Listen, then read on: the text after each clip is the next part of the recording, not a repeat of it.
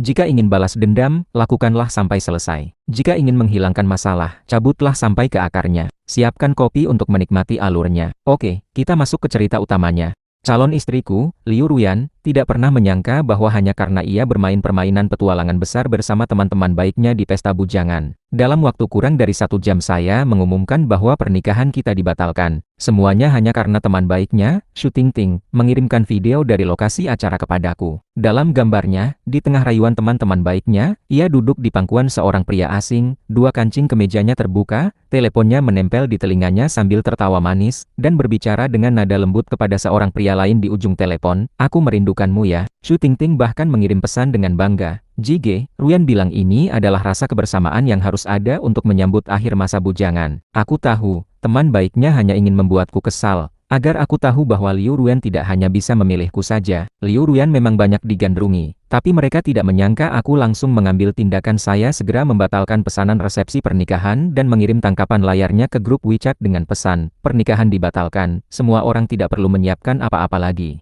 Liu Ruyan dan teman-teman baiknya mengira bahwa membatalkan pernikahan dan mengakhiri hubungan adalah batas maksimal balas dendamku, tapi mereka tidak menyangka bahwa hanya dalam 1 malam, aku sudah merencanakan badai yang tidak akan bisa mereka hindari siapapun. Layar ponselku menyala dengan tiba-tiba di kegelapan, seperti kilat pucat yang membelah kesunyian pekat di ruang kerja. Aku baru saja menyelesaikan rapat video lintas benua, mata masih menyimpan bekas panas dari sinar biru layar. Rasa lelah seperti ombak dingin yang perlahan menguasai seluruh tubuhku. Besok adalah hari pernikahanku dengan Liu Ruyan. Di sudut meja, undangan dengan tulisan emas menumpuk. Secara diam-diam mengumumkan acara besar yang akan datang. Aku menggosok dahiku yang terasa berat.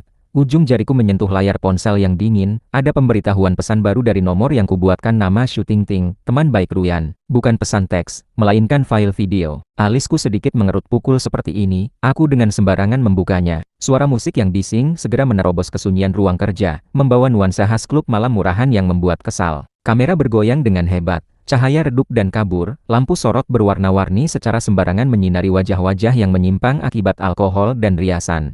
Di tengah layar adalah Liu Ruyan. Ia mengenakan kemeja sutra elegan yang kubagikan padanya ketika ia keluar hari itu, namun kini kusut dan menempel pada tubuhnya. 2 kancing paling atas sudah lepas entah kapan, memperlihatkan sebagian kulit yang mencolok dan pinggiran renda yang muncul sesekali. Ia duduk di pangkuan seorang pria asing, rambut panjangnya berantakan menjuntai di bahu, wajahnya menunjukkan senyum mabuk yang liar dan hampir tidak pernah kudengar sebelumnya. Di sekelilingnya adalah beberapa wajah yang akrab namun juga asing. Xu Tingting, Yi Jianmei, Bai Ningbing, para teman baik yang disebut-sebut oleh Liu Ruyan sedang mengelilinginya sambil menjerit, bertepuk tangan, dan merayu. Kamera hampir menyentuh wajah Liu Ruyan. "Ruyan, kebenaran atau petualangan besar? Pilih salah satu." Suara tinggi Xu Tingting menerobos musik, dengan semangat yang dibuat-buat.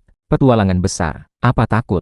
Liu Ruyan mengangkat kepala dan meneguk segelas besar alkohol. Cairan itu mengalir menuruni sudut bibirnya, matanya yang kabur mengelilingi sekeliling, akhirnya menetap pada wajah pria yang memeluknya dengan tatapan godaan yang terang-terangan. "Bagus, cukup ekstrem." Yi Jianmei mengetuk meja, suaranya naik nada karena gembira. "Lihat itu, ponsel Ruyan. Teleponkan pria pertama di daftar panggilan terbaru di buku teleponmu. Buka suara keras, katakan aku merindukanmu. Harus cukup ekspresif, kalau tidak dihitung." "Ya, teleponkan, cepat." Bai Ningbing menyanggupinya sambil tertawa, namun matanya tetap mengawasi gerakan Liu Ruyan dengan semangat menyaksikan pertunjukan. Liu Ruyan tertawa geli, tubuhnya bergeser-geser tidak tenang di pelukan pria asing itu, seolah menganggap usulan itu sangat mengasyikkan. Ia mencari-cari dan mengambil ponselnya dari samping, jari-jarinya menyentuh layar dengan acak, gerakannya kaku karena pengaruh alkohol. Beberapa detik kemudian, seolah ia menemukan yang dicarinya, menekannya dengan kuat, lalu dengan bangga memutar layar ponselnya ke arah teman-teman baik yang sedang merayu dan menggoncangnya sebentar, sebelum menekan tombol suara keras.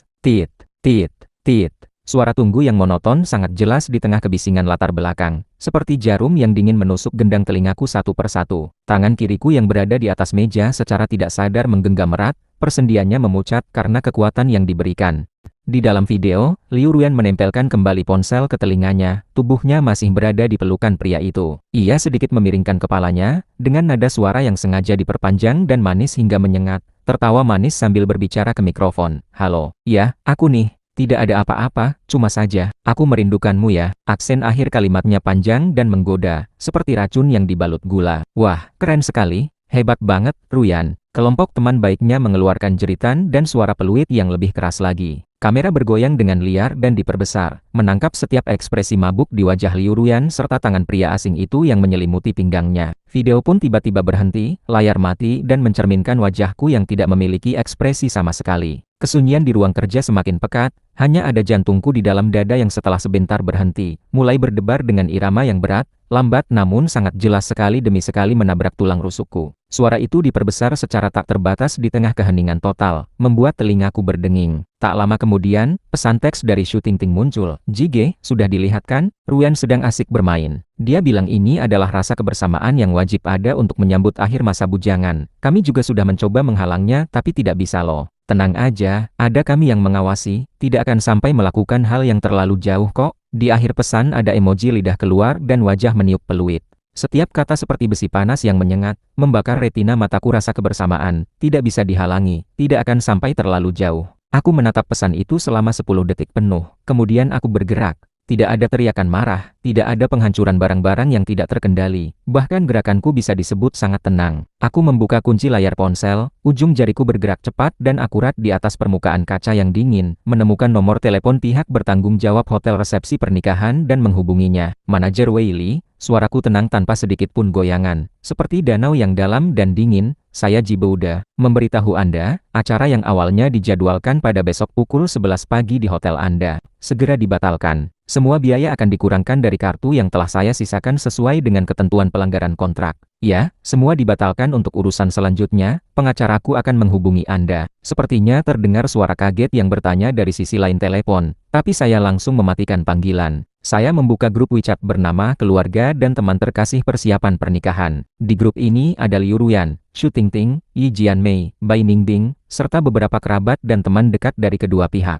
Baru beberapa jam yang lalu, grup itu masih penuh dengan doa restu dan harapan untuk pernikahan besok. Jari saya sebentar menggantung di atas layar, kemudian saya membuka galeri dan menemukan tangkapan layar konfirmasi elektronik pembatalan pesanan hotel yang baru saja saya simpan. 2 huruf merah dibatalkan di gambar itu sangat mencolok. Saya memilih gambarnya, klik kirim, lalu mengetik satu baris kalimat yang setiap katanya seperti dibalut es. "Pernikahan dibatalkan, semua orang tidak perlu repot lagi untuk menyiapkan apa-apa. Kirim." Setelah melakukan semua itu, saya meletakkan ponsel dengan layarnya menghadap ke bawah di atas meja kayu merah yang dingin, mengeluarkan suara dentuman yang rendah. Saya perlahan bersandar pada sandaran kursi kulit lebar, mengangkat kepala dan menutup mata. Cahaya lampu langit-langit ruang kerja sedikit menyilaukan, memantulkan bayangan merah seperti darah yang bergoyang di atas kelopak mataku yang tertutup rapat. Bunyi denyut jantung yang berat dan lambat di dada saya tampak lebih jelas lagi, membawa kekuatan yang merusak yang secara diam-diam menghanyutkan semua yang telah kita bangun selama 5 tahun terakhir. Besok, tidak akan ada pernikahan lagi. Saat ponsel saya diletakkan di atas meja, seolah-olah tombol peledak telah ditekan. Setelah kesunyian yang singkat dan membuat sesak napas, grup WeChat Keluarga dan Teman Terkasih Persiapan Pernikahan seperti air yang dimasukkan ke dalam minyak panas, langsung menjadi gaduh.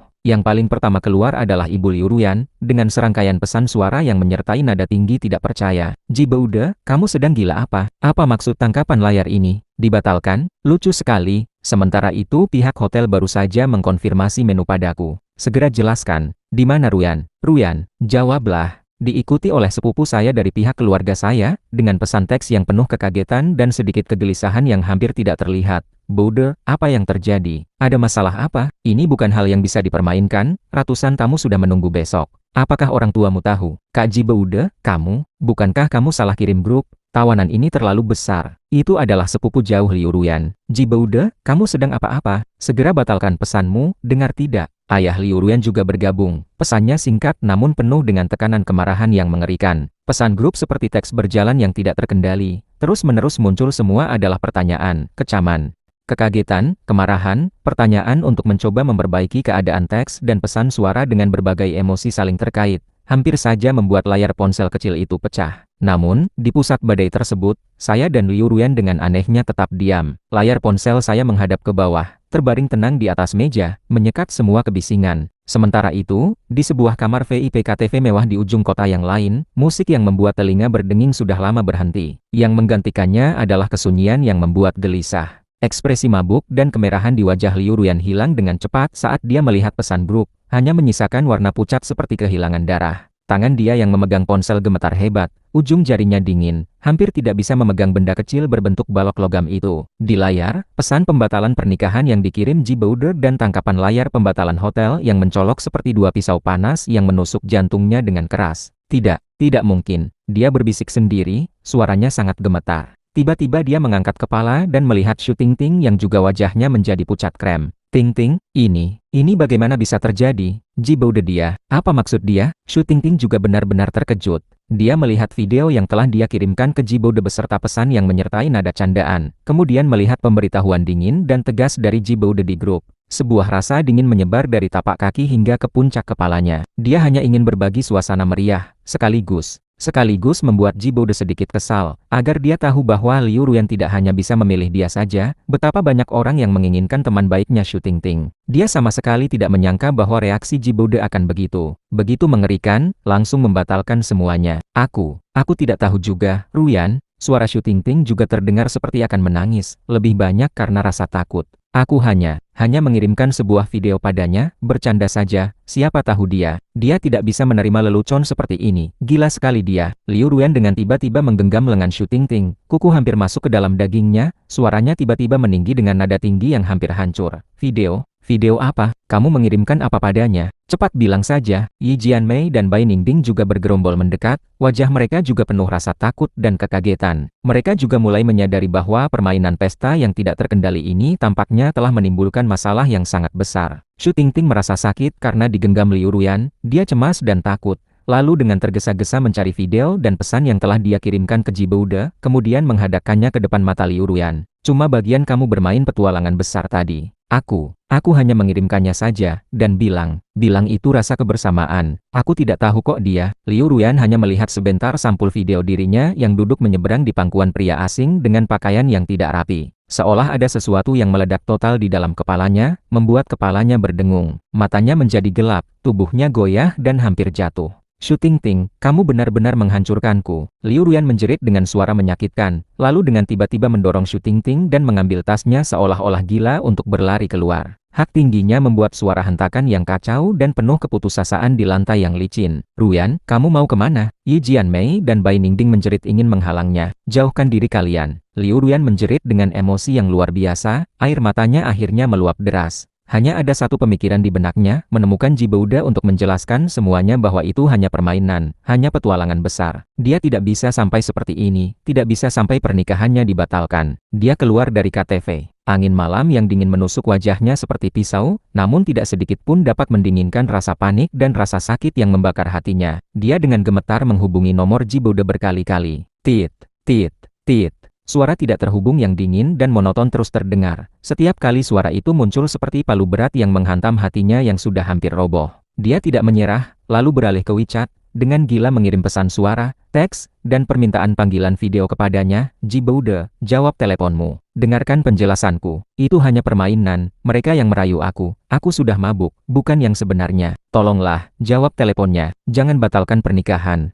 Tidak boleh dibatalkan. Aku mencintaimu. Hanya kamu yang aku cintai. Ji Boude, aku salah. Aku sungguh salah. Tolong balas aku satu kalimat saja. Aku mohon. Setiap pesan suara dan teks yang penuh dengan tangisan, ucapan yang tidak beraturan, dan keputusasaan seperti batu yang dilempar ke dalam laut dalam tidak menimbulkan sedikit pun tanggapan dari pihak lain. Ji Boude yang dulunya selalu memenuhi semua keinginannya, lembut dan penuh perhatian, kini seperti gunung es yang diam, menyekat semua rayuan dan penjelasannya. Liu Ruyan tidak berdaya bersandar pada tembok yang dingin, tubuhnya meluncur ke bawah hingga duduk di lantai. Gaun mahalnya yang terkena noda tidak menyadarinya sama sekali. Dia memeluk lututnya, menyembunyikan wajahnya dengan dalam. Bahunya bergetar hebat saat menangis dengan terdiam dan penuh keputusasaan. Suaranya terkesan sangat menyedihkan di jalan yang sepi. Selesai, semuanya sudah selesai. Dia sangat jelas menyadari hal itu. Kediaman Ji Boude lebih membuatnya takut daripada segala macam celaan marah. Itu adalah rasa patah hati yang total, tekad yang tidak menyisakan sedikit pun kesempatan. Sementara itu, di ujung kota yang lain, lampu ruang kerja masih menyala. Aku tetap menutup mata dan bersandar pada sandaran kursi, seolah-olah sudah tertidur. Namun, tangan kananku yang berada di sandaran kursi sudah lama menggenggam erat menjadi kepalan, urat-urat di bagian belakang tangan menonjol, dan persendiannya mengeluarkan suara klik-klik yang halus namun membuat geli karena kekuatan yang terlalu besar. Ponsel dengan layarnya menghadap ke bawah di atas meja sedikit bergeser karena getaran yang terus-menerus, dan sedikit cahaya dari tepi layar menerangi rahangku yang tegang dingin dan kuat.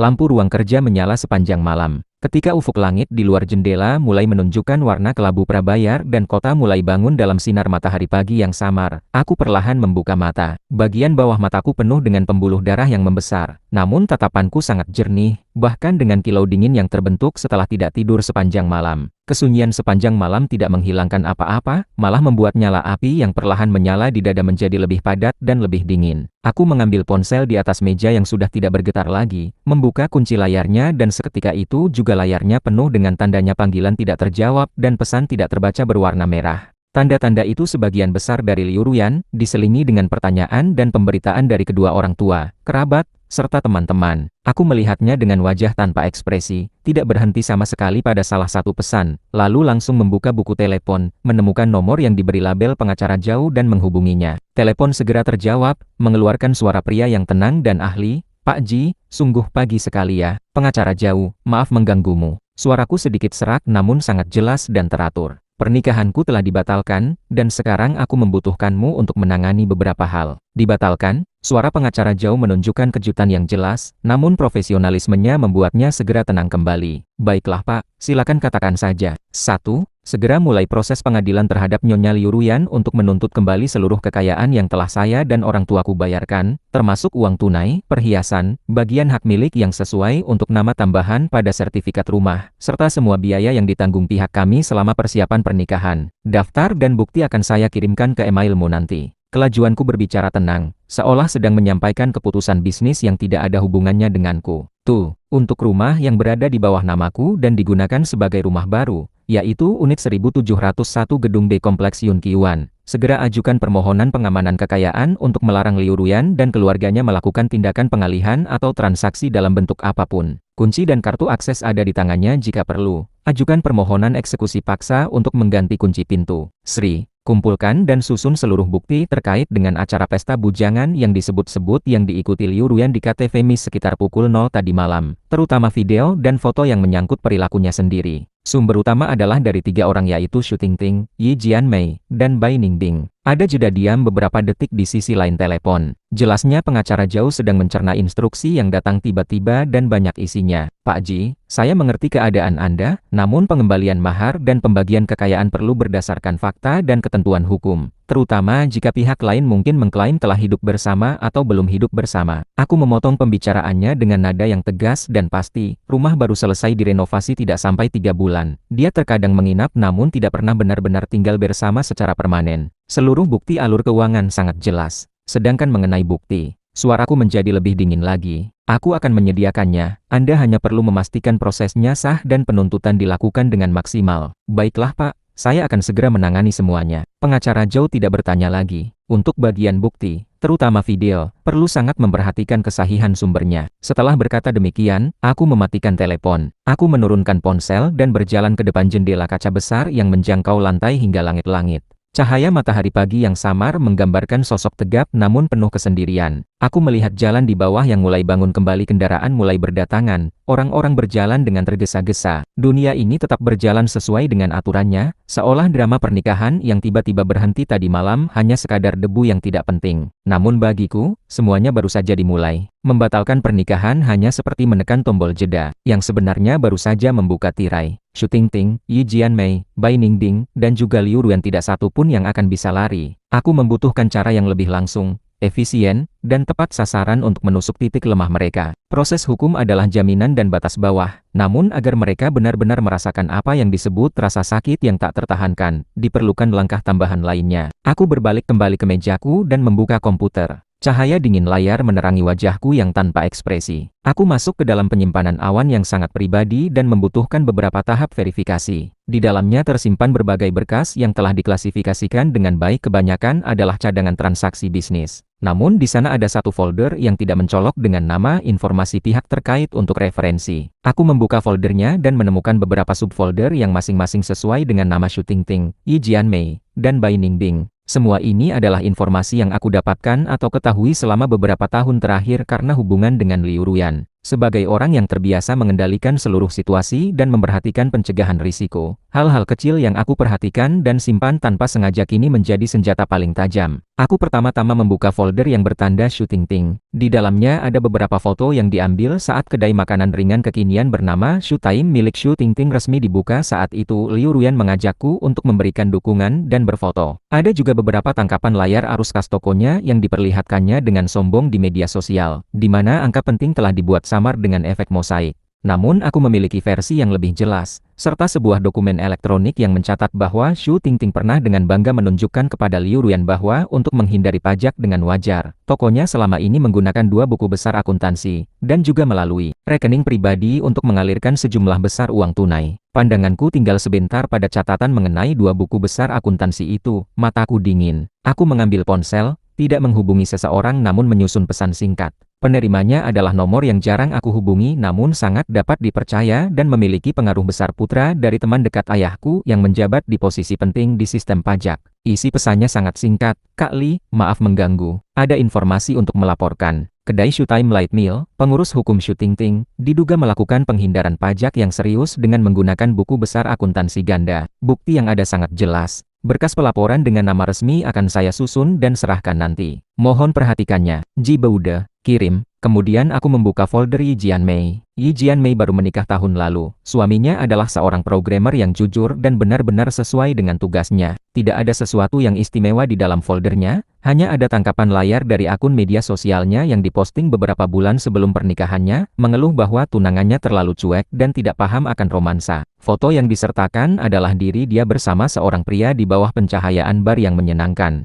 Pria itu menyandarkan tangannya di bahunya dengan pose yang akrab. Tulisan di bawah foto, masih teman sekelas yang paham akan suasana hati. Sangat merindukan masa lalu. Pria itu aku agak mengenal mantan kekasih Yi Jianmei, yang terkenal sebagai pejaka. Saat itu Liu Ruyan bahkan pernah berbicara denganku secara pribadi tentangnya, mengatakan bahwa Yi Jianmei sebelum menikah masih tetap menjaga hubungan dengan mantan kekasihnya, bahkan pernah merekam beberapa pesan suara yang manis dan mesra. Jariku mengetuk meja dengan perlahan. Aku membuka sebuah perangkat lunak profesional untuk mengolah audio, kemudian menemukan sebuah rekaman lama dari cadangan awan yang lebih dalam lagi. Itu adalah cuplikan yang terekam secara tidak sengaja ketika Liu Ruyan sedang berbicara dengan Yi Jianmei melalui telepon dan tidak sengaja menekan tombol perekam. Di dalamnya terdengar jelas suara Yi Jianmei yang menirukan pesan suaranya untuk mantan kekasihnya. "Waduh, kamu baru saja mengingat aku sekarang ya, sayang. Apakah istri kamu tidak bisa memuaskanmu? Kamu merindukanku. Aku juga, sangat merindukan baunya di tubuhmu loh." Saat itu Liu Ruyan merasa lucu dan bahkan membagikannya untukku dengar.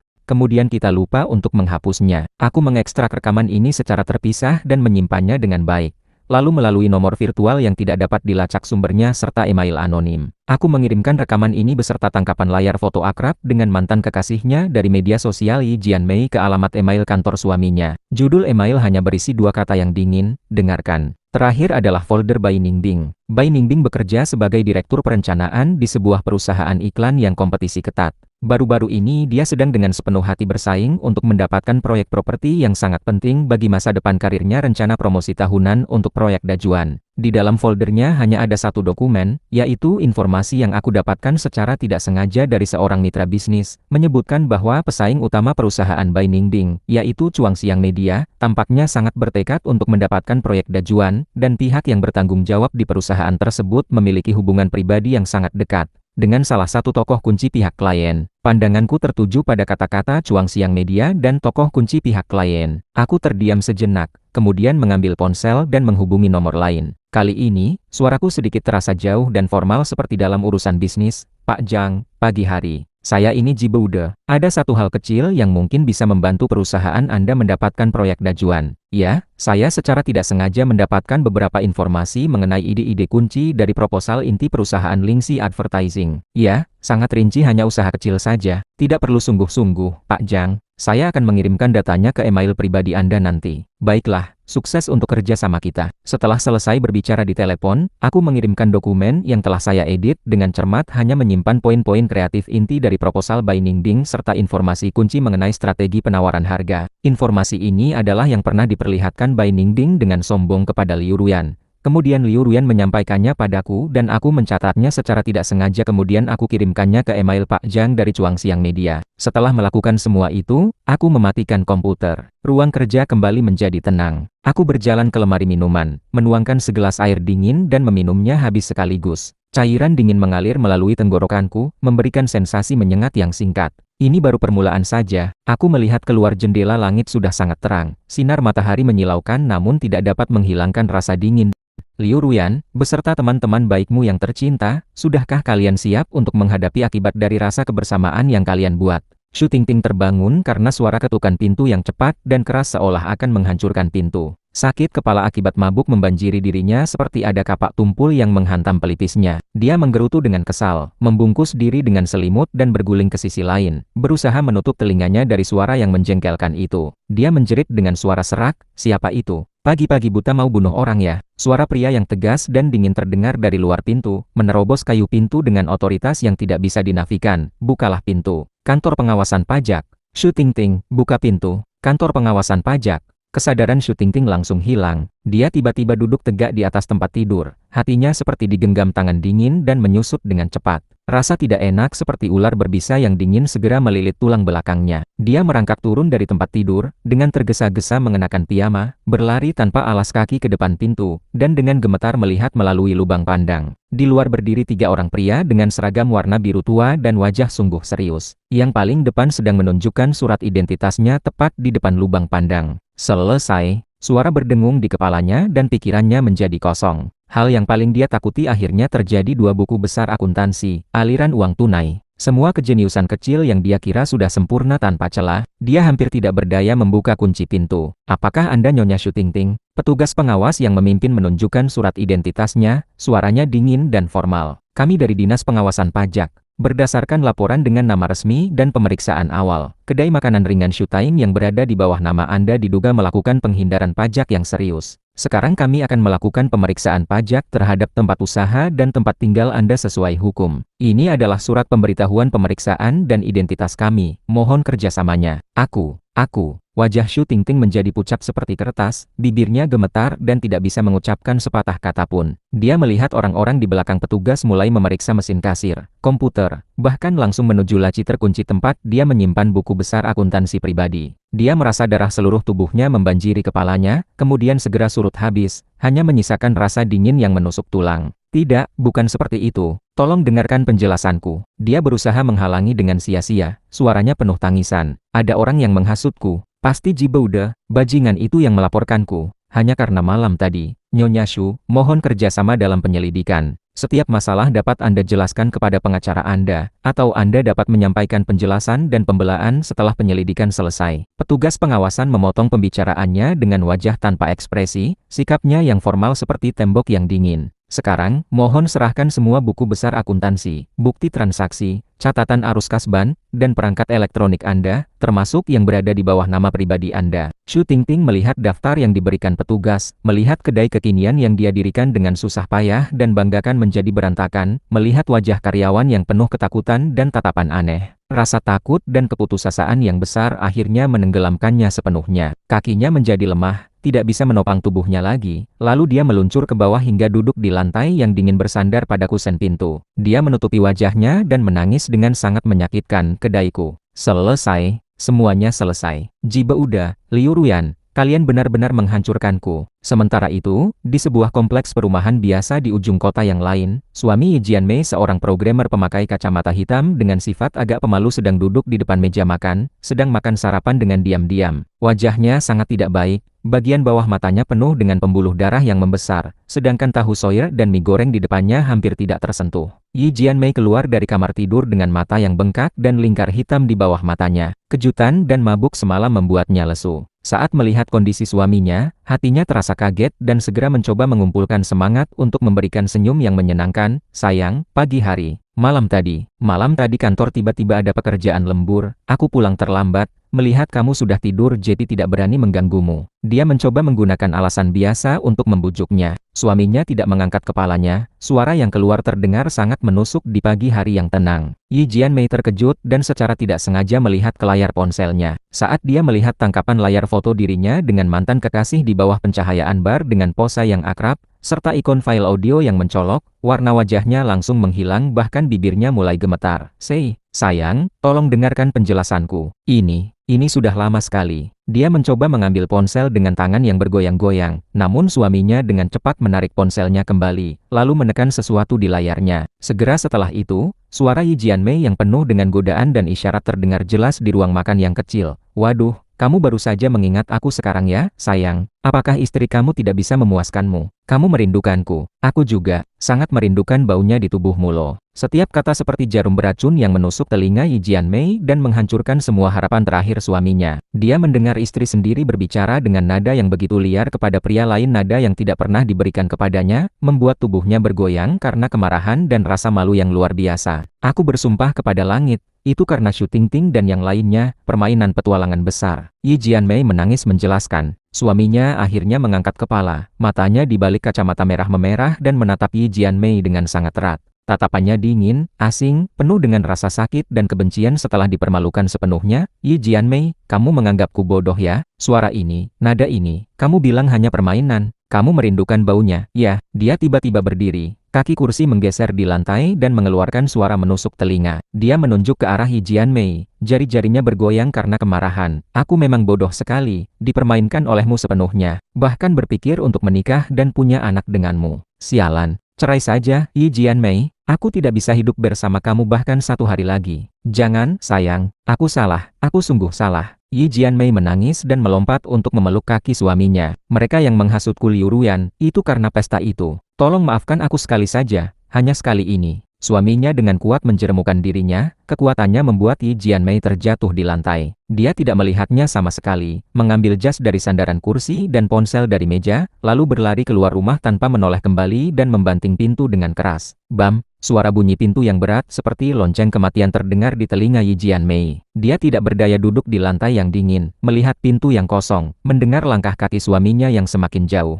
Rasa takut dan penyesalan yang besar seperti ombak menghanyutkannya. Dia tahu, pernikahannya sudah selesai hanya karena permainan sialan itu tadi malam. Karena rayuan Shu Tingting, karena kesombongan dan kerelaan dirinya yang lucu. Shu Tingting, Liu Ruyan, kalian berdua pantas menderita. Dia memukul-mukul lantai dan menangis dengan keputusasaan. Bai Ningding hampir terlambat memasuki gerbang perusahaan iklan Lingxi Advertising. Malam sebelumnya dia juga tidak bisa tidur dengan nyenyak. Lingkar hitam di bawah matanya sangat jelas, namun profesionalismenya membuatnya mengumpulkan seluruh kekuatannya. Hari ini adalah hari pengajuan proposal akhir untuk proyek dajuan kontrak tahunan senilai jutaan yuan. Ini adalah batu loncatan paling penting untuknya menjadi mitra perusahaan. Saat melewati area kerja terbuka, dia dengan cermat merasakan bahwa suasana terasa aneh. Banyak karyawan diam-diam melihatnya dengan tatapan yang kompleks, berbisik satu sama lain, lalu segera menunduk dan berpura-pura sibuk saat pandangannya menyapu ke arah mereka. Hati Bai Ningding terasa kaget dan rasa tidak enak mulai muncul. Dia mengerutkan dahi dan mempercepat langkahnya. Baru saja membuka pintu kantornya, atasannya yang juga wakil direktur perusahaan, Pak Liu, sudah duduk di belakang mejanya dengan wajah memerah karena kemarahan dan sedang menunggunya. Di sampingnya juga berdiri orang lain dengan wajah tidak baik, yaitu direktur proyek. Pak Liu, apa yang terjadi? Hati Bai Ningding semakin berat, dia mencoba memberikan senyum saat menyapa. Bai Ningding. Pak Liu dengan tiba-tiba mengetuk meja dan berdiri, suaranya meninggi karena kemarahan bahkan sedikit berubah nada. Apa yang kamu lakukan? Bai Ningding terkejut. Pak Liu, ada apa saja? Ada apa saja? Pak Liu menggigil karena kemarahan, menunjuk ke hidungnya. Proyek dajuan, proposal kita, ide kreatif inti kita, strategi penawaran harga kita semuanya bocor. Tadi pagi, hanya 2 jam sebelum kita mengajukan proposal, orang dari Chuang Xiang Media datang dengan proposal yang hampir sama persis dengan kita, hanya sedikit diubah, dan penawarannya bahkan lebih rendah 5 poin penuh. Mereka sudah langsung menemui bos pihak klien. Apa? Bai Ningding merasa seperti terkena sambaran petir, langsung membeku di tempatnya, wajahnya menjadi sangat pucat. Tidak mungkin, ini sama sekali tidak mungkin. Proposal hanya diketahui oleh tim inti kita, tidak mungkin. Pak Liu tertawa sinis karena marah, kemudian menyemprotkan tumpukan kertas cetak ke atas mejanya dengan keras. Lihat sendiri. Ringkasan proposal Chuang Xiang. Apakah konsep Cloud Lifestyle Pavilion bukan yang kamu ajukan? Apakah alur pengalaman mendalam bukan inti ide kamu? Apakah strategi penyebaran trilogi resonansi emosional bukan hasil pemikiranmu setelah 3 malam tidak tidur? Dan lihat juga penawaran harganya, bahkan ruang negosiasi yang kita siapkan pun mereka hitung dengan tepat. Bai Ningding, katakan padaku, apa yang kamu sebut tidak mungkin? Bai Ningding dengan gemetar mengambil beberapa lembar kertas itu, hanya melihat sebentar lalu pandangannya mulai menjadi gelap. Tidak, bukan hanya mirip, ini benar-benar tiruan proposalku. Ide-ide kreatif yang dia banggakan dan anggap sebagai senjata rahasia, kini seperti tamparan keras yang menyakitkan. Tidak, bukan aku yang lakukan, Pak Liu. Tolong percayakan padaku, bagaimana mungkin aku membocorkan proposal sendiri? Apa gunanya itu bagiku? Bai Ningding sangat cemas hingga hampir menangis, suaranya penuh tangisan. Pasti pihak Chuang Xiang yang menggunakan cara tidak terpuji. Cara tidak terpuji. Direktur proyek di sampingnya mendengus dingin, suaranya penuh kecurigaan dan penghinaan. Bai Ningding, sejauh yang aku tahu, Pak Zhang dari Chuang Xiang adalah kakak kelasmu di kampus kan? Selain itu, ada orang yang melihatmu pada hari Jumat malam lalu bertemu dengannya secara pribadi di Cafe Blue Town, dan berbicara hampir 2 jam. Apakah itu benar? Kepala Bai Ningding berdengung hebat seolah akan meledak. Pada hari Jumat lalu, dia memang bertemu dengan kakak Zhang, namun itu karena Liu Ruyan. Saat itu Liu Ruyan menangis di telepon mengatakan bahwa Ji Boude akhir-akhir ini sangat dingin padanya. Bai Ningding ingin menghiburnya, jadi mengajak kakak Zhang yang memiliki banyak hubungan di dunia iklan untuk bertemu. Ingin mencari tahu secara tidak langsung apakah Ji Boude sedang mengalami tekanan kerja yang terlalu besar atau menghadapi masalah apapun. Mereka hanya membicarakan hal-hal tentang Liu Ruyan dan Ji Boude. Dia sama sekali tidak menyebutkan sepatah kata pun tentang proyek itu. Aku memang pernah bertemu Pak Zhang, tapi itu untuk urusan pribadi. Karena Liu Ruyan dia, Bai Ningding dengan tergesa-gesa ingin menjelaskan. Cukup. Pak Liu dengan kasar memotong pembicaraannya, matanya dingin seperti pisau. Urusan pribadi. Bai Ningding, kamu menganggap perusahaan itu bodoh ya? Sungguh kebetulan sekali baru saja proposal bocor. Kamu tertangkap kamera bertemu secara diam-diam dengan bos pesaing. Sekarang pihak klien sangat marah, menganggap kita tidak memiliki etika kerja sama sekali, bahkan mencurigai kita bekerja sama dengan Chuang Xiang. Proyek ini benar-benar gagal. Investasi awal perusahaan senilai jutaan yuan dan usaha tim selama berbulan-bulan semuanya percuma saja. Bisakah kamu menanggung tanggung jawab ini? Bai Ningding membuka mulutnya namun tidak bisa mengucapkan sepatah kata pun. Rasa tidak adil dan ketakutan yang besar membuat seluruh tubuhnya menjadi dingin. Dia melihat wajah Pak Liu yang sangat marah, melihat tatapan direktur proyek yang penuh kecurigaan, mendengar suara percakapan yang samar dari luar area kerja. Akhirnya dia menyadari bahwa dirinya telah terjatuh ke dalam perangkap yang dirancang dengan cermat, dan umpan yang menariknya masuk ke dalamnya justru adalah kepedulian yang dia anggap benar serta hubungan kecilnya dengan Liu Ruyan. Pak Liu, aku sungguh tidak melakukan itu. Dia berusaha menjelaskan dengan sia-sia, suaranya sangat lemah. Apakah kamu melakukan itu atau tidak bukan yang kamu putuskan sendiri? Pak Liu menarik napas dalam-dalam untuk menekan kemarahannya, namun rasa kecewa dan tekad dalam matanya sudah menjelaskan segalanya. Bai Ningding, kamu dihentikan dari pekerjaanmu. Segera, sekarang juga serahkan semua kartu akses, komputer kerja, dan data proyek, serta kerjasama dengan penyelidikan internal perusahaan. Sebelum hasil penyelidikan keluar, kamu tidak diperbolehkan dalam bentuk apapun untuk menyentuh bisnis perusahaan dan klien. Sudah mengerti kan? Penangguhan pekerjaan dan penyelidikan. Kedua kata itu seperti dua gunung besar yang tiba-tiba menghantam dan menghancurkan Bai Ningding. Matanya menjadi gelap, dia hampir jatuh dan harus menyandarkan diri pada meja untuk tetap berdiri. Citra profesional yang dia dirikan dengan susah payah selama bertahun-tahun, posisi mitra perusahaan yang hampir diraih, serta reputasinya di industri ini semuanya selesai. Hanya karena pesta sialan itu, karena rayuan Xu Tingting yang bodoh, karena Liu Ruyan yang membawa sial. Adalah Ji Boude? Pasti dia. Bai Ningding berbisik dengan wajah kosong dan tidak berpikir jernih. Dia membalas dendam. Dia sangat kejam. Keluar. Pak Liu menunjuk ke arah pintu, suaranya dingin tanpa sedikit pun rasa hormat. Bai Ningding tidak tahu bagaimana dia bisa keluar dari kantor yang sudah begitu akrab baginya. Dia membawa sebuah kotak kardus kosong yang hanya berisi beberapa barang pribadi yang tidak berharga. Di bawah pandangan banyak mata yang ada rasa iba, senang hati melihat kesusahan orang lain, atau ingin tahu, dia berjalan seperti hantu melintasi area kerja menuju lift. Setiap langkahnya sangat berat. Pintu lift perlahan tertutup, menyekat semua hal di luar. Di ruang kecil itu, Bai Ningding bersandar pada dinding lift yang dingin, akhirnya tidak bisa menahan diri lagi. Tubuhnya meluncur ke bawah hingga duduk di lantai, kotaknya terbalik dan barang-barangnya berserakan di mana-mana. Dia menutupi wajahnya dengan kedua tangan, suara tangis yang terdiam dan penuh keputusasaan bergema di ruang yang tertutup itu. Selesai, semuanya sudah selesai. Balas dendam Ji Boude sangat tepat sasaran dan kejam, langsung menyerang titik paling vital dari masing-masing orang, kedai Xu Tingting, pernikahan Yi Jianmei, dan karir Bai Ningding. Dalam sekejap, segalanya berubah total. Dan sumber semua ini adalah Liu Ruyan dan pesta bujangan sialan itu. Rasa benci seperti tanaman merambat beracun yang tumbuh dengan liar di dalam hatinya. Rasa takut pada Ji Boude dan rasa dendam pada Liu Ruyan saling terjalin, hampir menghancurkannya. Liu Ruyan merasa dirinya hampir gila. Sejak hari pernikahannya dibatalkan, dunianya benar-benar runtuh. Jiboude seperti menghilang dari dunia ini, tidak menjawab telepon, tidak membalas pesan, bahkan memblokir semua cara kontaknya. Dia pernah pergi ke kantornya, namun ditolak dengan sopan namun dingin oleh resepsionis. "Maaf, Nona Liu. Pak Ji telah menyuruh untuk tidak menerima tamu." Dia pernah pergi ke rumah baru mereka di Yunqiuan, namun menemukan bahwa kunci pintunya telah diganti lubang kunci logam yang dingin seolah mengejek usaha sia-sianya. Petugas keamanan kompleks dengan sopan namun jauh berkata padanya, "Pak Ji telah memberitahu kami untuk melarang Nona Liu memasuki unit tersebut.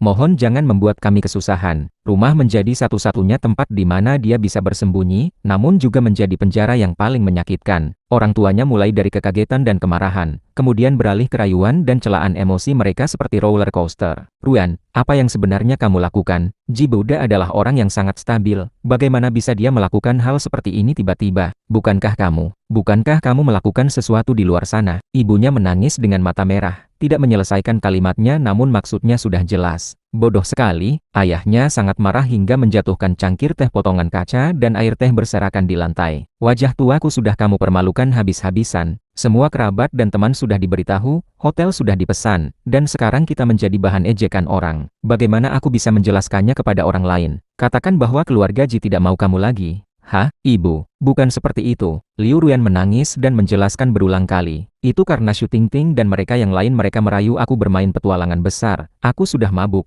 Hanya saja menelepon seseorang." Jiboude salah paham, dia sama sekali tidak mau mendengarkan penjelasanku. "Petualangan besar? Menelepon seseorang?" Suara ibunya tiba-tiba meninggi dengan nada menusuk yang tidak percaya. "Menelepon siapa? Apa yang kamu katakan sampai dia bahkan tidak mau melanjutkan pernikahan?" "Liu Ruan, katakan yang sebenarnya padaku." Liu Ruan terdiam, wajahnya menjadi sangat pucat. Bagaimana mungkin dia mengatakan bahwa dia pernah berkata "aku merindukanmu"? Bagaimana mungkin dia mengakui bahwa dirinya pernah duduk menyeberang di pangkuan pria asing? Ketenangannya dianggap sebagai pengakuan oleh orang tuanya. Rasa kecewa dan kemarahan seperti ombak dingin segera menenggelamkan mereka. "Keluar, kembalilah ke kamarmu dan kunci dirimu. Aku tidak punya anak perempuan yang tidak tahu malu seperti kamu." Ayahnya menunjuk ke arah pintu kamarnya. Tubuhnya menggigil karena kemarahan. Liu Ruan mengunci dirinya di dalam kamar. Tirai ditutup rapat untuk menyekat semua cahaya dari luar. Di dalam kamar tercium bau asam dari makanan yang membusuk dan air mata yang bercampur. Dia menggigil di sudut tempat tidur seperti seekor hewan yang terluka dan ditinggalkan. Layar ponselnya menyala, menampilkan antarmuka WeChat dengan Jiboude. Pesan terakhir yang dia kirim masih ditandai dengan tanda seru merah yang mencolok. Tiba-tiba ponselnya bergetar dengan sangat kencang, bukan panggilan telepon, melainkan grup yang menjadi sangat gaduh. Itu adalah grup kecil yang sudah sepi selama beberapa hari bernama Sahabat Sejati, yang hanya diikuti oleh Xu Tingting, Yi Jianmei, Bai Ningding, dan dirinya. Pesan Xu Tingting seperti meriam peluru yang penuh dengan kemarahan dan kebencian, menyebut nama Liu Ruan. "Aroba Liu Ruan, kamu penyebab musibah, jalang. Semua karena kamu. Kedaiku disegel oleh kantor pajak, aku selesai. Hidupku sudah selesai sepenuhnya. Bajingan Jiboude yang melaporkanku, dia sangat kejam. Semua karena kamu. Mengapa kamu tidak mati saja?" Di bawah pesannya ada beberapa foto, pintu kedai yang ditempel segel, suasana kedai yang berantakan, dan foto khusus surat pemberitahuan pemeriksaan pajak. Diikuti oleh tangisan Yi Jianmei yang penuh keputusasaan. Semua karena permainan sialan itu. "Xu Tingting, ini semua karena ide bodohmu. Liu Ruan, mengapa kamu tidak menolaknya saat itu? Mengapa kamu mau bermain? Kamu sudah menghancurkan kita semua." Pesan Bai Ningding penuh dengan kebencian dingin yang tertekan hingga batas maksimal. "Liu Ruan, aku dihentikan dari pekerjaan. Proyek Dajuan gagal total, proposal bocor, dan perusahaan menganggap aku yang melakukan itu. Kerugian senilai jutaan yuan, karirku benar-benar hancur. Hanya karena malam itu aku ingin menghibur kamu, jadi bertemu dengan kakak Zhang untuk mencari tahu tentang Jiboude dan aku dimanfaatkan olehnya. Kamu benar-benar sahabat baik bagiku ya, Liu Ruan. Sudahkah kamu rasakan balas dendam Jiboude? Semua dari kita sedang membayar harga karena kerelaan dan kebodohanmu." Setiap pesan seperti cambuk beracun yang menghantam hati Liu Ruan yang sudah penuh luka. Tuduhan, kutukan, dan tangisan dari sahabatnya menghancurkan kepercayaan terakhir dan sikap menutup mata terhadap kenyataan yang ada padanya. Bukan salah paham, Jiboude tidak bertindak secara emosional. Dia memang benar-benar membalas dendam dengan cara yang sangat kejam dan tepat sasaran, serta mampu menghancurkan lawannya dengan satu serangan. Kedai Xu Tingting, pernikahan Yi Jianmei, karir Bai Ningding, semuanya hancur. Apakah selanjutnya akan menjadi gilirannya? Rasa takut yang besar seperti tangan raksasa yang dingin mencengkeram tenggorokannya, membuatnya hampir tidak bisa bernapas. Dia melihat kata-kata penuh kebencian di grup, melihat foto kedai Xu Tingting yang disegel, mendengar tangisan putus asa dalam pesan suara Yi Jianmei, membayangkan keadaan memalukan Bai Ningding saat dikeluarkan dari perusahaan. Tubuhnya tidak bisa berhenti menggigil. "Tidak, bukan aku. Kalian yang merayu aku, Shu Tingting yang ingin bermain, yang mengambil foto, yang mengirimkannya padanya, dia berbisik dengan gila melihat layar ponsel, air matanya meluap deras. Tiba-tiba terdengar bunyi bel pintu, bukan ketukan yang cepat, melainkan bunyi lonceng yang teratur, tenang, dan membawa kesan yang tidak bisa ditolak. Liu Ruyan terkejut dan melihat ke arah pintu kamar dengan ketakutan. "Ruyan, buka pintu. Lihat siapa yang datang." Suara ibunya terdengar dari ruang tamu, juga sedikit tidak tenang. Liu Ruyan dengan gemetar merangkak turun dari tempat tidur. Tanpa alas kaki, dia bergerak perlahan ke arah pintu. Dia dengan gemetar melihat melalui lubang pandang di luar berdiri dua orang pria dengan jas yang rapi dan wajah sungguh serius. Salah satunya dikenalnya, yaitu pengacara pribadi Ji Boude bernama Pak Zhao. Orang lain memegang kantong berkas dengan lambang pengadilan di atasnya. Detak jantung Liu Ruyan tiba-tiba berhenti, darah seluruh tubuhnya seolah membeku seketika. "Nyonya Liu Ruyan, mohon buka pintu." Suara pengacara Zhao terdengar melalui pintu, jelas dan dingin. "Kami adalah pengacara kuasa dari Pak Ji Boude, dengan kuasa dari Pak Ji Boude dan membawa surat-surat terkait dari pengadilan. Kami kini secara sah menyerahkan salinan surat tuntutan hukum, surat pemberitahuan untuk menjawab tuntutan, serta putusan pengamanan kekayaan kepada Anda. Mohon kerjasama." Surat tuntutan hukum, pengamanan kekayaan, beberapa kata itu seperti palu berat yang menghantam telinga Liu Ruyan. Pertahanan psikologis terakhirnya benar-benar runtuh. "Tidak!" Dia menjerit dengan suara menyakitkan yang tidak seperti suara manusia, bersandar pada pintu dan meluncur ke lantai yang dingin. Kedua tangannya menutup telinganya dengan erat, seolah-olah dengan begitu dia bisa menyekat bunyi lonceng yang seperti panggilan mati dan suara dingin dari luar pintu. Di luar pintu, pengacara Zhao menunggu beberapa detik namun tidak ada tanggapan. Dia sedikit mengerutkan dahi, kemudian asisten di sebelahnya menyelipkan tumpukan berkas tebal yang dicap dengan segel merah pengadilan melalui celah pintu. Suara kertas yang masuk itu bagi Liu Ruyan seperti suara sabit yang ditarik oleh dewa kematian. Dia tidak punya tempat untuk berlari lagi. Tumpukan berkas yang masuk melalui celah pintu itu, yang membawa nuansa dingin dari pengadilan, seperti besi panas yang membuat seluruh keluarga Liu menjadi sunyi total. Liu Daqiang, ayah Liu Ruyan, dengan gemetar mengambil surat tuntutan hukum perdata itu. Saat melihat poin pertama, permintaan tuntutan hukum meminta agar terdakwa Liu Ruyan mengembalikan mahar senilai 78.000 yuan kepada pihak penggugat Ji Boude, matanya menjadi gelap dan hampir pingsan. 78.000 yuan. Dia dengan keras menjatuhkan surat tuntutan itu ke atas meja tamu dengan permukaan kaca, yang mengeluarkan suara seolah tidak mampu menahan beratnya. "Ji Boude, dia ingin memaksa kita mati ya?" Jiengmu ya, Ibu Liu Ruyan, meraih surat tuntutan itu dan melihat daftar mahar yang panjang terlampir di belakangnya, membuatnya merasa tangan dan kakinya menjadi dingin. Daftar mahar, uang tunai saat pertunangan, 288.000 yuan, diberikan oleh orang tua pihak penggugat kepada orang tua terdakwa pada tanggal-tanggal tahun-tahun melalui saksi. Perhiasan 3 emas, dibeli di toko emas nama toko, total nilai 86.500 yuan, nomor faktur, diberikan oleh pihak penggugat kepada terdakwa pada tanggal-tanggal tahun-tahun. Cincin berlian 1 buah, dibeli di toko perhiasan nama toko, nilai 158.000 yuan, nomor faktur, diberikan oleh pihak penggugat kepada terdakwa pada tanggal-tanggal tahun-tahun. Biaya penambahan nama pada sertifikat rumah baru, rumah ini merupakan kekayaan pribadi pihak penggugat sebelum menikah. Untuk menyelesaikan pernikahan, pihak penggugat menyetujui menambahkan terdakwa sebagai pemilik bersama dengan bagian masing-masing 50%. Biaya yang timbul seperti pajak tanah dan bangunan, pajak stempel, biaya pendaftaran, dan lain-lain, berjumlah 65.200 yuan secara keseluruhan. Bukti pembayaran terlampir, semuanya ditanggung oleh pihak penggugat. Pengeluaran persiapan pernikahan, termasuk uang muka hotel 50.000 yuan, uang muka perusahaan pernikahan 30.000 yuan, biaya gaun pengantin, biaya uang muka sewa gaun pengantin, 15.000 yuan, biaya lain seperti dekorasi ruang resepsi dan perlengkapan, 10.300 yuan. Total keseluruhan, 105.300 yuan. Kontrak dan bukti pembayaran terlampir, semuanya dibayarkan oleh pihak penggugat.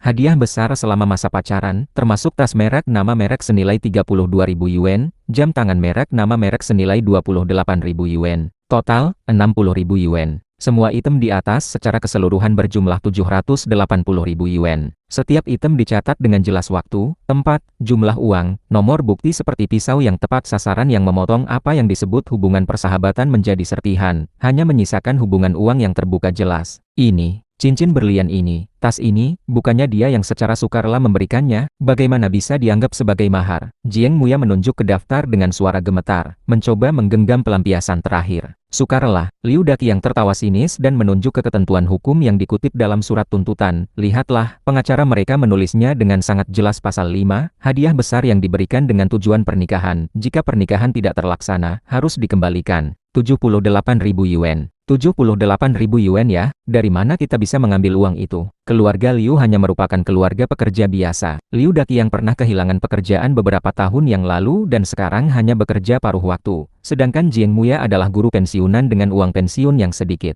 Untuk pernikahan Liu Ruyan, mereka hampir menghabiskan semua tabungan untuk menyiapkan mahar pengantin, namun dibandingkan dengan hampir 80.000 yuan mahar yang harus dikembalikan, itu seperti tetesan air di lautan luas. Semuanya salah kamu. Anak tidak tahu diri seperti kamu. Liu Daqiang dengan tiba-tiba berbalik menghadap Liu Ruyan yang menggigil di sudut sofa dengan wajah pucat tanpa warna. Semua rasa takut dan keputusasaan berubah menjadi kemarahan yang luar biasa. Perjamuan baik yang sudah disiapkan dengan baik kamu rusakkan sendiri. Sekarang orang datang meminta uang kembali 78.000 yuan. Apa yang akan kita berikan untuk membayarnya? Mau menggunakan nyawa kita? Bapak, Ibu. Bibir Liu Ruyan gemetar, air matanya sudah kering hanya menyisakan rasa takut yang membekukan jiwa. Aku akan menemui dia. Aku akan memintanya maaf. Memintanya? Dengan apa kamu memintanya maaf? Jiang Muya juga putus asa dan menangis. Lihatlah nasib sahabat baikmu. Kedai syuting Ting disegel, Yi Jianmei akan bercerai, Bai Ningding kehilangan pekerjaan. Ji Baude sudah menetapkan hati untuk menghancurkanmu dan menghancurkan keluarga kita. Sekarang kamu pergi memintanya maaf, dia bahkan tidak akan membolehkanmu masuk ke pintunya. Suasana keputusasaan seperti awan tebal yang menekan ruang tamu kecil keluarga Liu, membuat semua orang sulit bernapas. Tiba-tiba ponsel Liu Ruyan berbunyi nomor telepon rumah lokal yang tidak dikenal. Dia seperti burung yang takut ditembak, menatap deretan angka itu tanpa berani menjawab.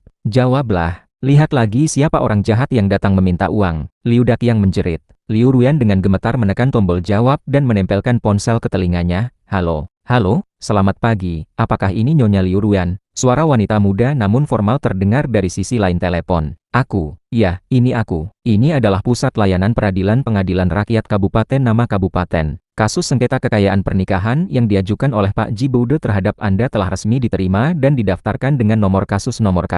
Kami sekarang memberitahukan bahwa sidang kasus ini akan diadakan pada tanggal-tanggal tahun-tahun, jam 9:30 pagi di ruang sidang DX pengadilan kami. Surat panggilan sidang dan salinan bukti yang diajukan oleh pihak penggugat telah dikirim melalui layanan pos khusus peradilan ke alamat buku keluarga Anda. Mohon periksa dan terima dengan baik. Jika Anda tidak hadir di sidang tanpa alasan yang sah, pengadilan akan mengadakan sidang secara tidak hadir sesuai hukum. Mohon pertahankan ponsel dalam keadaan aktif agar dapat dihubungi. Sekali lagi, terima kasih. Tit, tit, tit.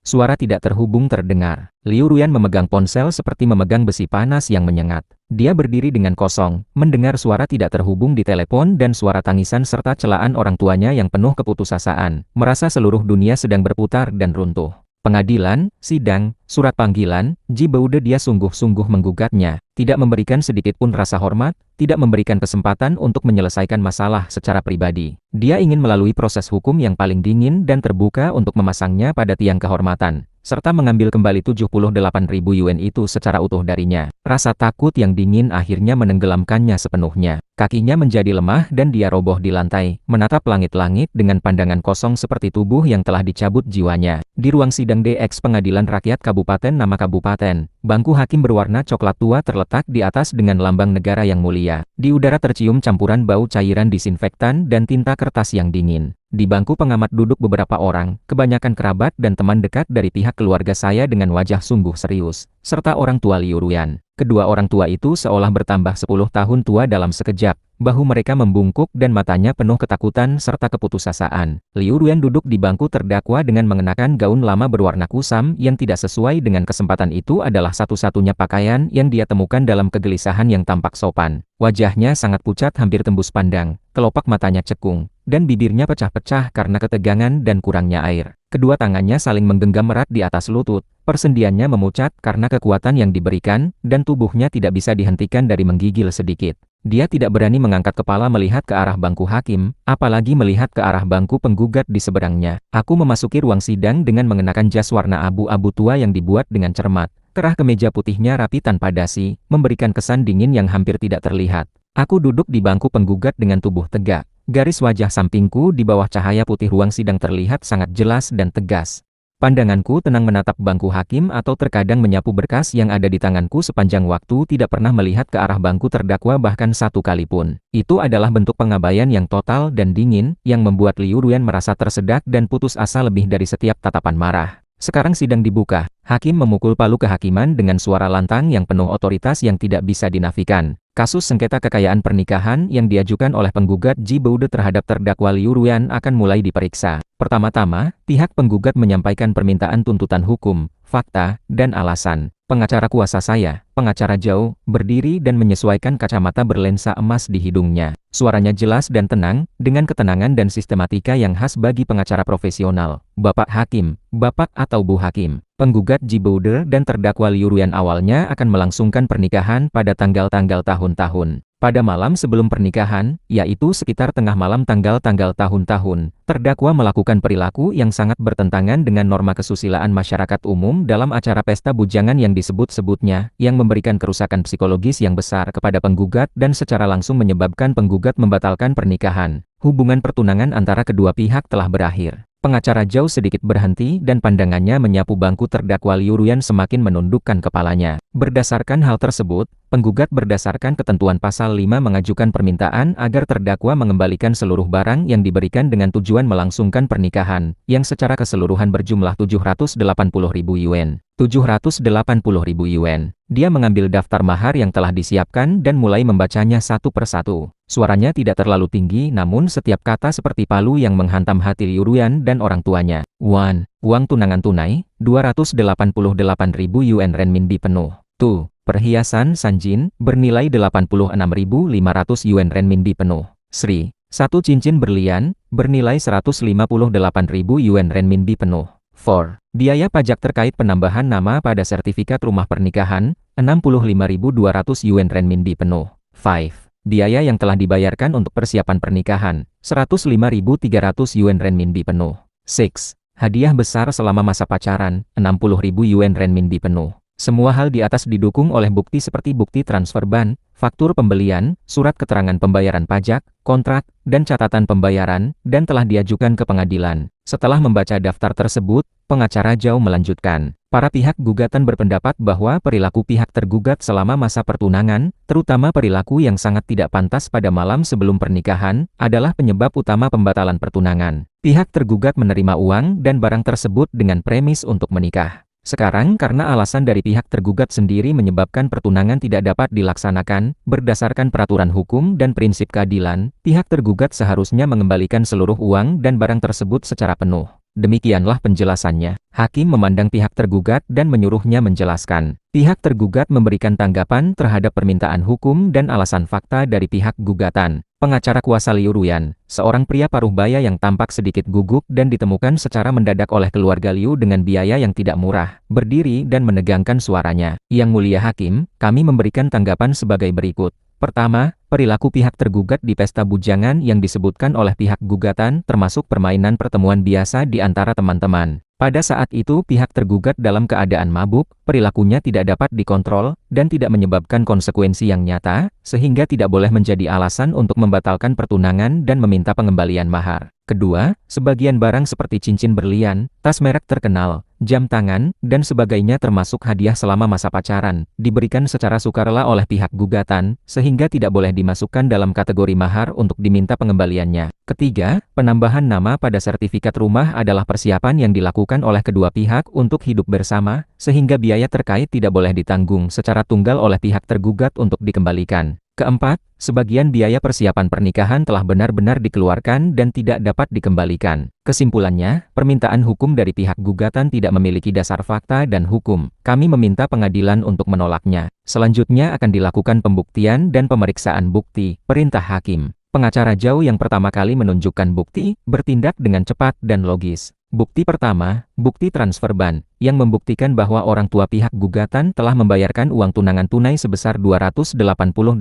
yuan kepada orang tua pihak tergugat. Bukti kedua, faktur dari toko emas tertentu dan foto barang sebenarnya, yang membuktikan bahwa perhiasan Sanjin bernilai 86.500 yuan dan telah diberikan kepada pihak tergugat. Bukti ketiga, faktur dari toko permata tertentu, sertifikat kelayakan, dan foto cincin berlian yang membuktikan bahwa cincin berlian bernilai 158.000 yuan dibeli oleh pihak gugatan dan diberikan kepada pihak tergugat. Bukti keempat, bukti pembayaran pajak yang dikeluarkan oleh Pusat Pendaftaran Properti dan salinan sertifikat kepemilikan rumah yang menunjukkan bahwa pihak gugatan dan pihak tergugat masing-masing memiliki bagian 50%, membuktikan bahwa biaya pajak sebesar 65.200 yuan yang timbul akibat penambahan nama pada sertifikat rumah ditanggung oleh pihak gugatan. Bukti kelima, tanda terima uang muka hotel, kontrak dengan perusahaan pernikahan dan bukti pembayaran uang muka, kontrak sewa gaun pengantin dan bukti pembayaran uang muka, daftar pembelian seperti undangan pernikahan dan catatan pembayaran, yang membuktikan bahwa biaya yang telah dibayarkan untuk persiapan pernikahan sebesar 105.300 yuan dibayarkan oleh pihak gugatan. Bukti keenam, faktur pembelian tas merek tertentu dan jam tangan merek tertentu serta foto barang sebenarnya, yang membuktikan bahwa pihak gugatan telah membeli barang-barang tersebut untuk pihak tergugat selama masa pacaran dengan nilai 60.000 yuan. Bukti ketujuh, bukti kunci, yaitu file video dan media penyimpanan aslinya, diekstrak dari ponsel Shooting Ting. Suara pengacara Zhao tiba-tiba menjadi lebih keras. Video ini dikirimkan oleh sahabat baik terdakwa, Shooting Ting, kepada pihak penggugat pada tengah malam hari sebelum pernikahan, yang secara langsung menyebabkan pihak penggugat membatalkan pernikahan. Video tersebut secara jelas mencatat perilaku yang sangat tidak pantas dari terdakwa selama masa pertunangan dan menjelang pernikahan, yang bertentangan dengan norma kesusilaan masyarakat dan memberikan kerusakan psikologis yang besar kepada pihak penggugat. Ini adalah rasa kebersamaan yang diperlukan untuk menyambut akhir masa lajang bukti yang menunjukkan niat dan latar belakang pengiriman video tersebut. Bukti 9, surat konfirmasi pembatalan resepsi pernikahan di hotel dan tangkapan layar percakapan di grup WeChat keluarga dan teman terkasih persiapan pernikahan, yang menunjukkan pihak penggugat mengirimkan pemberitahuan pembatalan pernikahan. Bukti ini membuktikan fakta bahwa pertunangan dibatalkan karena perilaku terdakwa. Bukti 10, riwayat percakapan WeChat antara pihak penggugat dan terdakwa serta riwayat panggilan telepon. Bukti ini membuktikan bahwa kedua pihak tidak pernah hidup bersama secara resmi, dan rumah pernikahan hanya digunakan oleh terdakwa untuk menginap sesekali, sehingga tidak memiliki esensi kehidupan bersama. Setiap kali menunjukkan satu bukti, pengacara Zhao dengan jelas menjelaskan tujuan pembuktiannya, terutama ketika video itu diputar secara terbuka di ruang sidang yang penuh kesan, suara terkejut yang tertahan dan bisikan terdengar dari bangku pengamat.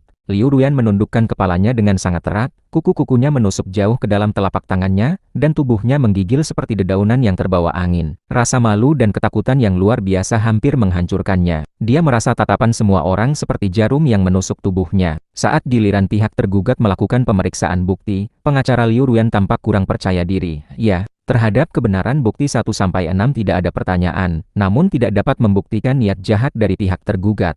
Terhadap kebenaran bukti 9-10 juga tidak ada pertanyaan. Bagian pemeriksaan bukti berlangsung dalam suasana yang tertekan. Pengacara Liu Ruyan mencoba menekankan sifat permainan, keadaan mabuk tanpa kesadaran, dan sifat hadiah, namun tampak lemah dan tidak berdaya di hadapan rantai bukti yang lengkap yang ditunjukkan oleh pengacara Zhao. Selanjutnya akan dilakukan debat pengadilan, kata hakim. Pengacara Zhao berdiri kembali dengan suara yang tenang dan kuat. Yang mulia hakim, Bapak atau Bu Hakim. Fakta dalam kasus ini sudah jelas dan buktinya sudah pasti. Perilaku yang sangat tidak pantas dari terdakwa pada malam sebelum pernikahan, uang dan barang berharga besar yang diberikan oleh pihak penggugat kepada terdakwa dan keluarganya dengan tujuan melangsungkan pernikahan setelah pertunangan dibatalkan karena kesalahan terdakwa, tidak ada lagi dasar hukum bagi terdakwa untuk terus menyimpannya, bahkan tidak adil. Menurut penjelasan hukum terkait, seharusnya dikembalikan secara penuh. Alasan seperti permainan atau mabuk yang diajukan oleh terdakwa tidak dapat mengubah sifat dan konsekuensi perilakunya yang bertentangan dengan norma kesusilaan. Mengenai barang seperti cincin berlian, nilainya sangat besar dan melampaui kategori hadiah umum selama masa pacaran. Selain itu, jika dilihat dari waktu pembelian yang mendekati hari pernikahan dan kesempatan pembeliannya, jelas merupakan hadiah yang diberikan dengan syarat melangsungkan pernikahan, sehingga harus dianggap sebagai mahar. Biaya penambahan nama pada sertifikat rumah bahkan secara langsung timbul berdasarkan hubungan pertunangan. Oleh karena itu, permintaan hukum dari pihak penggugat memiliki dasar hukum dan sesuai dengan akal sehat.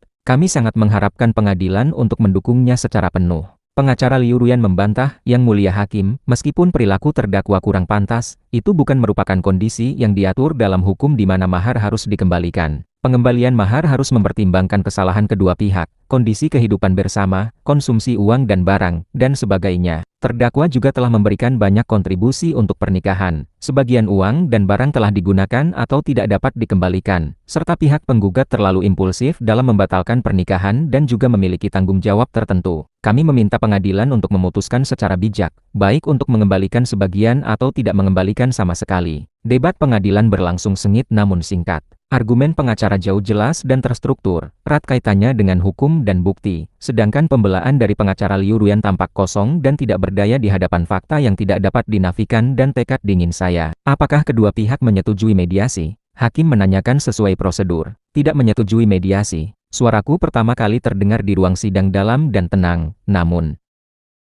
Berikut terjemahannya, bos. Dengan tekad yang tegas dan tegas, suara itu bergema jelas di ruang sidang yang sunyi. Aku bahkan tidak melihat terdakwa sekalipun. Liu Ruyan tiba-tiba mengangkat kepalanya, melihat ke arah Ji Boude. Wajah sampingnya yang dulu sangat akrab dan penuh kehangatan, kini hanya tersisa kesedihan dan ketidakpedulian yang menjauh seperti raksasa sejauh ribuan mil. Beberapa kata dia tidak menyetujui mediasi benar-benar menghancurkan sisa-sisa ilusi yang lemah di hatinya. Mediasi telah disetujui oleh terdakwa, kata pengacara Liu Ruyan dengan tergesa-gesa, suaranya sedikit memohon. Mengingat pihak penggugat secara tegas menolak mediasi, pengadilan tidak akan mengadakan mediasi lagi. Hakim memukul palu pengadilan. Sekarang sidang dihentikan sementara. Majelis hakim akan melakukan musyawarah. Sidang akan dilanjutkan untuk membacakan putusan dalam waktu 15 menit. Bunyi palu pengadilan jatuh seperti memukul saraf Liu Ruyan. Dia terkulai di kursinya, seluruh tubuhnya lemas, keringat dingin merendam punggungnya. 15 menit terasa seperti 15 abad yang panjang. Dia melihat Ji Boude keluar dari ruang sidang dengan tenang di bawah pengawasan pengacara jauh, tanpa sekalipun memberikan tatapan padanya sejak awal hingga akhir. 15 menit berlalu dalam kesunyian yang menyakitkan. Sidang dilanjutkan, hakim dan hakim kembali duduk. Bunyi palu pengadilan berbunyi, menandakan kedatangan saat terakhir. Udara di seluruh ruang sidang seolah membeku. Denyut jantung Liu Ruyan berdebar kencang seperti akan menerobos dada. Orang tuanya di bangku pengamat erat menggenggam tangan, wajahnya pucat. Hakim mengambil putusan dan membacanya dengan suara lantang dan jelas. Putusan Pengadilan Rakyat Nomor XX Tahun XX tentang perkara antara penggugat Ji Boude dan terdakwa Liu Ruyan. Pengadilan ini telah mengadili perkara ini secara terbuka pada tanggal XX bulan XX tahun XX dan telah menyelesaikannya. Setelah pemeriksaan, pengadilan menemukan bahwa penggugat Ji Boude dan terdakwa Liu Ruyan dulunya adalah kekasih dan telah menetapkan tanggal pernikahan pada tanggal XX bulan XX tahun XX. Untuk menyelesaikan pernikahan, penggugat dan orang tuanya telah membayar mahar tunai sebesar 288.000 yuan kepada terdakwa dan orang tuanya, serta membeli perhiasan emas 3 jenis senilai 86.500 yuan, cincin berlian senilai 158.000 yuan, dan barang-barang lainnya untuk terdakwa. Penggugat juga menambahkan terdakwa sebagai pemilik bersama rumah pernikahan mereka, membayar pajak dan biaya terkait sebesar 65.200 yuan, serta membayar biaya persiapan pernikahan seperti hotel dan pernikahan sebesar 105.300 yuan. Selain itu, selama masa pacaran, penggugat telah membeli tas merek terkenal, jam tangan, dan barang-barang lainnya untuk terdakwa senilai 60.000 yuan. Pada dini hari tanggal XX bulan XX tahun XX, terdakwa melakukan perilaku tidak pantas yang serius seperti sikap ceroboh dan ucapan mesra di pesta lajangnya, yang terbukti dengan video. Perilaku ini terjadi menjelang pernikahan dan jelas bertentangan dengan tata krama masyarakat. Setelah mengetahui hal ini, penggugat membatalkan pernikahan pada dini hari yang sama, dan hubungan pertunangan keduanya kemudian terputus. Fakta-fakta di atas terbukti dengan pernyataan pihak-pihak, bukti transfer ban, faktur pembelian, bukti pembayaran pajak, kontrak, materi video, riwayat obrolan WeChat, dan bukti lainnya yang cukup untuk diakui. Pengadilan berpendapat bahwa dalam sengketa harta kekayaan akibat pertunangan, pemberian mahar bertujuan untuk menyelesaikan pernikahan. Dalam kasus ini, penggugat telah membayar. Berbagai barang dan uang yang diminta untuk dikembalikan memiliki nilai yang sangat besar. Sekarang, hubungan pertunangan kedua pihak telah terputus. Tidak ada dasar hukum bagi terdakwa untuk terus menyimpan barang dan uang tersebut. Mengenai penyebab pembatalan pertunangan, perilaku yang sangat tidak pantas dari terdakwa pada malam sebelum pernikahan telah melanggar kewajiban moral antara kekasih untuk setia dan saling menghormati satu sama lain, bertentangan dengan tata krama masyarakat, serta memberikan kerusakan psikologis kepada pihak gugatan. Ini adalah penyebab langsung terputusnya pertunangan. Terdakwa menyatakan bahwa hal itu disebabkan oleh permainan atau mabuk. Namun alasan tersebut tidak dapat menghilangkan sifat perilakunya yang bertentangan dengan norma dan konsekuensi yang merusak secara nyata bagi pertunangan. Pihak gugatan tidak melakukan kesalahan dalam membatalkan pernikahan berdasarkan hal tersebut. Mengenai cakupan pengembalian, uang tunai sebesar 288.000 yuan, perhiasan emas 3 jenis sebesar 86.500 yuan, cincin berlian sebesar 158.000 yuan, biaya pajak penambahan nama pada sertifikat rumah sebesar 65.200 yuan, dan biaya persiapan pernikahan sebesar 105.300 yuan yang diajukan oleh pihak gugatan untuk dikembalikan semuanya dibayarkan dengan tujuan menyelesaikan pernikahan dan memiliki sifat sebagai mahar, sehingga harus dikembalikan.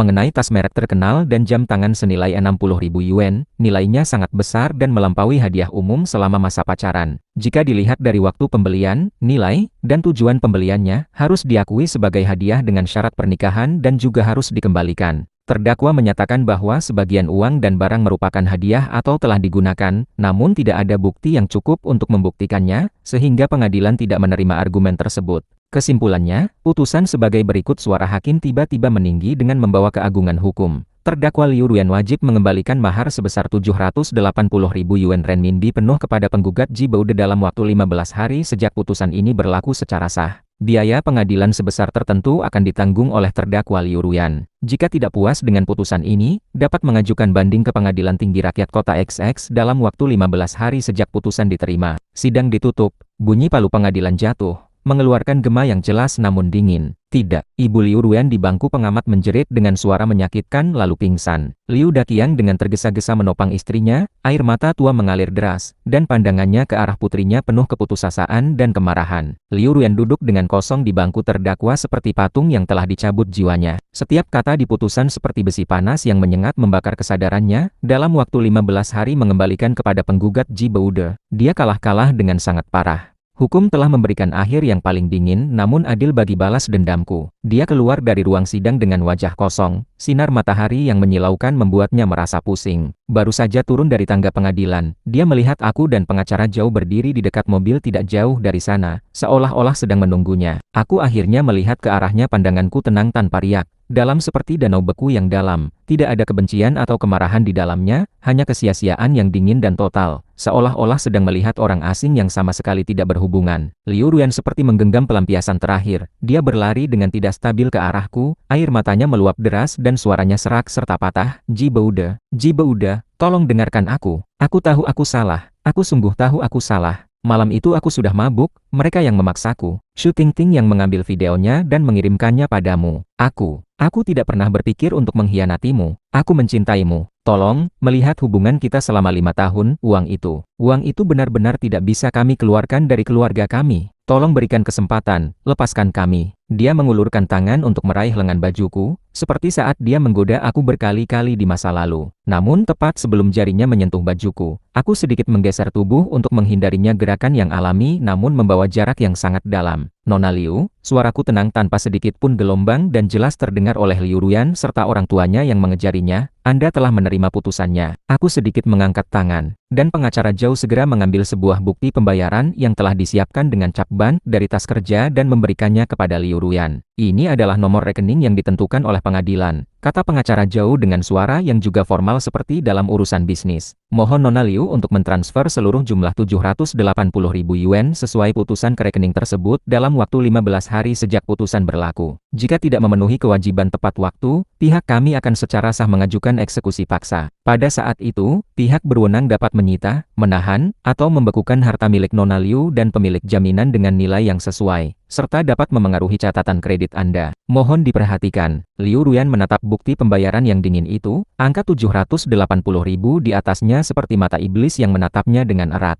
Permintaan terakhirnya tampak sangat lucu dan lemah di hadapan pandanganku yang dingin dan pemberitahuan formal dari pengacara jauh. Ji Baude, apakah kamu benar-benar sangat membenci aku? Suara Liu Ruyan menggigil tidak karuan, membawa rasa tidak puas dan keputusasaan terakhir. Hanya karena sebuah permainan, kamu menghancurkan pernikahanku, menghancurkan sahabat baikku, dan sekarang kamu bahkan ingin memaksa keluarga kami mati. Pandanganku akhirnya sebentar tinggal di wajahnya, tidak ada kebencian di dalamnya, hanya pemahaman yang dingin seolah telah melihat seluruh kepura-puraan dan alasan yang dibuatnya. Aku dengan jelas mengucapkan 2 kata, suaranya tidak tinggi namun seperti pedang yang dibekukan es, benar-benar memutus semua harapan Liu Ruyan. Sudahlah. Setelah itu, aku tidak lagi melihat wajah Liu Ruyan dan orang tuanya yang tiba-tiba menjadi pucat. berbalik, membuka pintu mobil, dan masuk ke dalamnya. Mobil berwarna hitam dengan stabil mulai bergerak, bergabung dengan aliran kendaraan, dan cepat menghilang di sudut jalan tanpa sedikit pun rasa sayang. Liu Ruyan berdiri di tempatnya, kedua tangannya erat menggenggam bukti pembayaran yang seperti besi panas yang menyengat. Sinar matahari yang menyilaukan menerpa wajahnya yang pucat dan penuh keputusasaan. Gerbang pengadilan yang mulia di belakangnya seperti mulut raksasa yang dingin. Dunia di sekitarnya seolah kehilangan suara, hanya tersisa angka dingin 78.000 yuan penuh dari putusan dan dua kata terakhir Ji Boude yang bergema dengan liar di benaknya. Sudahlah, sudahlah, sudahlah. Akhirnya dia menyadari bencana yang dia mulai dengan kerelaan dan kebodohan itu. Pada akhirnya hanya menghancurkannya sendiri beserta segala sesuatu yang dia miliki. Balas dendam Ji Boude sangat tepat sasaran, menyeluruh, dan tidak menyisakan sedikit pun ruang. Sejak saat membatalkan pernikahan, akhir sudah pasti. Sedangkan dia, selain menanggung utang senilai 78.000 yuan dan keadaan yang sangat memalukan, tidak memiliki apa-apa lagi. Debu akhirnya jatuh namun debu ini lebih berat dari 1000 emas, cukup untuk menenggelamkan dirinya dan keluarganya yang sudah hampir runtuh sepenuhnya. Cerita selesai.